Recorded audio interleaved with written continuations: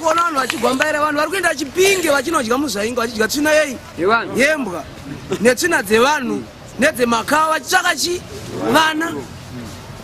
Imi muchingozviwana nyore nyore. Saka zivisai mabasa aJehovha pakati pei. Muvaudze vanhu kuti zita rake rofanira kukudziwa. Haleluya. Ndo zvakatumirwa Pauro waAfrica. Ndatumwa handakukumbirwa kunzi ungaporesa here nhai Pauro. Handakatotumwa ndikanzi murayiro wokutanga ndakatopuwa secommandment kunzi poresa vanodi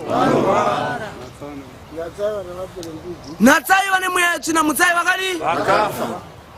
Kwakutorudziswa rwarwiyo cheruporesa vanorwara mutsai vakafa. Natsai vana mapere mudzi pasi rose vanomboita nharo nhamu yamusukuti wazombotirega ndiedzi vanomboita nharo wozombo hama dzichipupura watirega tiakaita upi kudaro mwana nedenga ipapo handiwazvona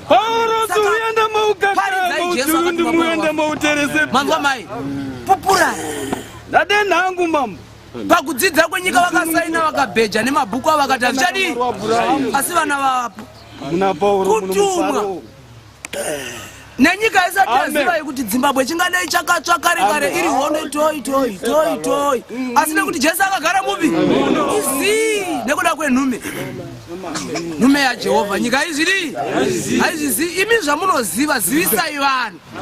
Imimi kushamba chivai chiedza chinovhenekera shamba kwamunenge muri munyu unoronga chii kuti vanhu vaone mabasa enyu akanaka vokudzani Mwari wedu ari kudenga vakazvibvunza kuti takazvidzidziswa nenhume yake yakati kuri kunyepa were.